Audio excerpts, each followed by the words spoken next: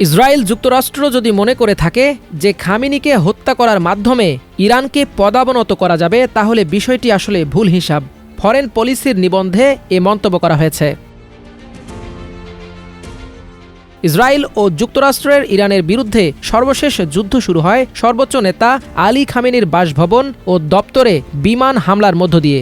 আলী খামেনিকে লক্ষ্য করে ওই হামলার পেছনের ধারণা ছিল, খামেনিকে হঠাৎ সরিয়ে দেয়া গেলে বর্তমান শাসন ব্যবস্থা ভয়াবহ সংকটে পড়বে।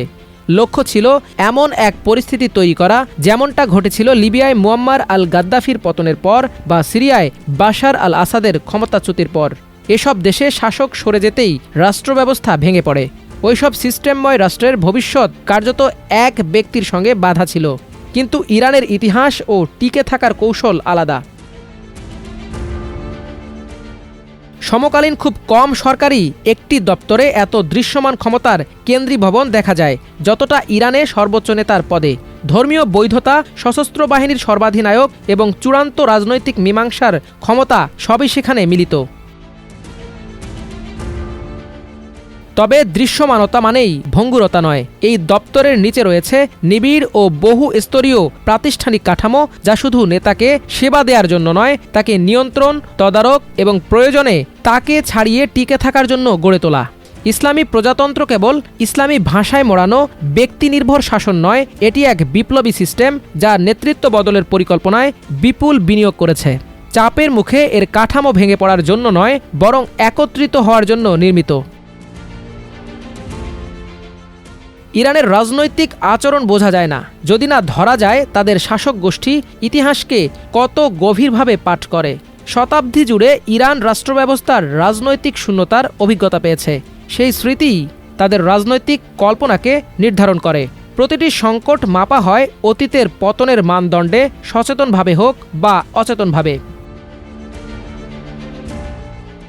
যদিও জাফরি শিয়া আইন উপমা গ্রহণ করে না, তবু ইরানের নেতারা প্রায় স্বয়ংক্রিয়ভাবে ইতিহাসকে দিক নির্দেশক হিসেবে ব্যবহার করেন।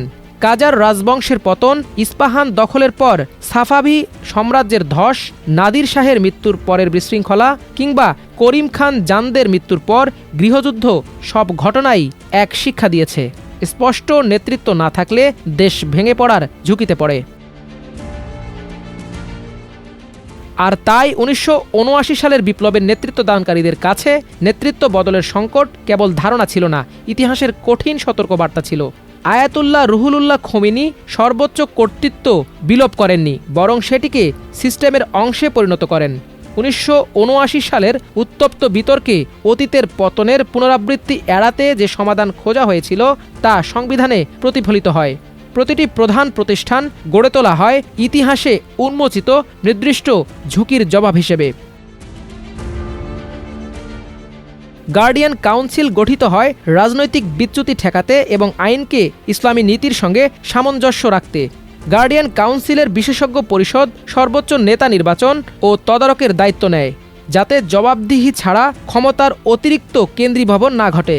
মজলিসে শুরা বা এক্সপিডিয়েন্সি কাউন্সিল তৈরি হয় প্রাতিষ্ঠানিক অচলাবস্থা নিরসনে, যাতে উচ্চ পর্যায়ের মতভেদ সত্ত্বেও সিস্টেম সচল থাকে। এক্সপিডিয়েন্সি কাউন্সিল ইসলামী বিপ্লবী গার্ড বাহিনী ও গোয়েন্দা সংস্থাগুলো বিপ্লবকে ভেতরে এবং বাইরে সুরক্ষিত রাখার দায়িত্ব পায়, বিদেশি হুমকি ও অভ্যন্তরীণ অস্থিরতা মোকাবেলায়।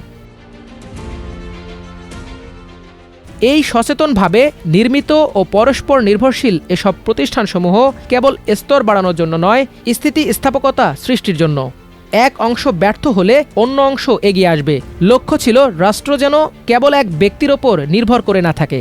খোমেনি সরল ভাষায় বলেছিলেন, ইসলামী প্রজাতন্ত্রকে রক্ষা করা যে কোনো ব্যক্তিকে রক্ষার চেয়ে বেশি গুরুত্বপূর্ণ, সে ব্যক্তি যত গুরুত্বপূর্ণই হোক। এই চিন্তাই এখন নেতৃত্বের আচরণকে প্রভাবিত করে। সিস্টেমটি শুরুতেই বড় পরীক্ষার মুখে পড়ে। প্রেসিডেন্ট আবুল হাসান বনি সদরকে অভিশংসনের পর প্রেসিডেন্ট মোহাম্মদ আলী রাজাই ও প্রধানমন্ত্রী মোহাম্মদ জাওয়াদ বাহনার নির্বাচিত হন এবং ১ মাসের মধ্যেই নিহত হন।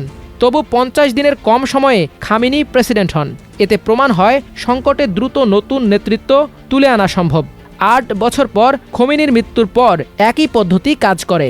আলী খামেনি, যার কাছে রুহুলুল্লাহ খোমেনির কেরিশমা বা সর্বোচ্চ ধর্মীয় মর্যাদা ছিল না, তবু প্রতিষ্ঠানগুলোর ঐকমত্যে তিনি সর্বোচ্চ নেতা হন। রাষ্ট্রের ভেতরের বার্তাটি ছিল স্পষ্ট, সিস্টেম ব্যক্তির চেয়ে বড়। সাম্প্রতিক ঘটনাও তা দেখিয়েছে। 2024 সালে প্রেসিডেন্ট ইব্রাহিম রাইসি হেলিকপ্টার দুর্ঘটনায় মারা গেলে সংবিধানের বিধান সঙ্গে সঙ্গে কার্যকর হয়। ক্ষমতা মসৃণভাবে স্থানান্তরিত হয়, দ্রুত নির্বাচন হয়, স্থিতিশীলতা বজায় থাকে। বিশৃঙ্খলা নয়, বরং এটি হঠাৎ নেতৃত্ব পরিবর্তনের অনুশীলন হয়ে ওঠে। ইরানের সংবিধানের 111 অনুচ্ছেদ স্পষ্ট করে বলে, সর্বোচ্চ নেতা মারা গেলে বা অক্ষম হলে ক্ষমতা তাৎক্ষণিকভাবে একটি অন্তর্বর্তী পরিষদের হাতে যাবে। এতে থাকবেন প্রেসিডেন্ট, বিচার বিভাগের প্রধান এবং প্রজ্ঞা পরিষদের মাধ্যমে নির্বাচিত একজন জ্যেষ্ঠ আলেম। লক্ষ্য নেতৃত্বের ধারাবাহিকতা বজায় রাখা, সিস্টেম বদলানো নয়। সংবিধানে পরবর্তী নেতার যোগ্যতা নির্ধারণ করা আছে, তবে কঠোর ধর্মীয় পথেই নির্বাচন সীমাবদ্ধ নয়। মাল্টিমিডিয়া ডেস্ক, আমার দেশ।